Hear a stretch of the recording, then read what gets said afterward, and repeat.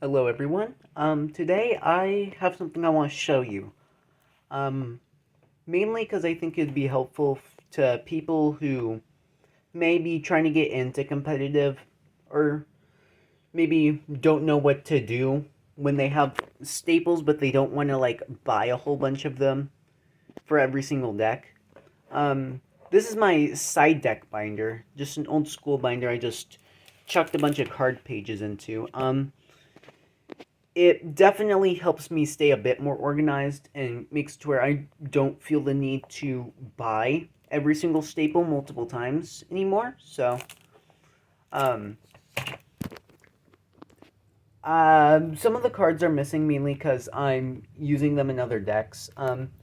But some tips if I like sometimes play hand traps inside, and when I do, um, I usually take them from this first page because I put the best ones here, but you should definitely like try to keep your what you think is like going to be your most used cards on the same pages. uh Normally hand traps are here. Got blowouts and negate chasers, back row removal, and floodgates, blowouts, uh time. Sometimes you need to have something for time, just any sort of plan. Blowout, negate chaser, negate chasers. Um, and then you want like more. You're more like this can be really good, except it's more situational, closer to the back. If you're like going to be playing decks that are most likely already maining Valor or don't necessarily really need to play Lancia because you're in a format that's being dominated by a deck that never banishes anything, you kind of want them closer to the back.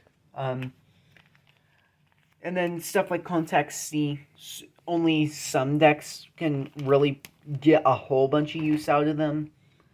Um, then like the super situational stuff like Mermaid Outfitter, Tikaboo, Cursed Seal.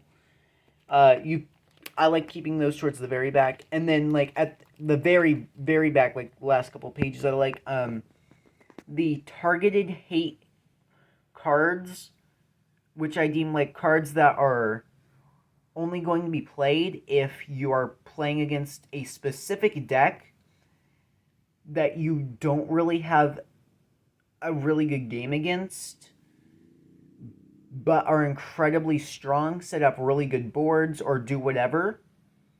But there's some hand traps that just decimate them, or some blowouts that decimate them.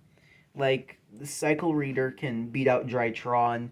Droll can beat out some decks, but some decks have counterplay to it. And then for the rest of the binder, I just keep cards that I just don't know where else to store, and I don't want to like take them anywhere. So I thought this would be pretty helpful if you're just getting into competitive and you need to buy a whole lot of side deck cards or just staples in general. You should definitely have a binder specifically for them.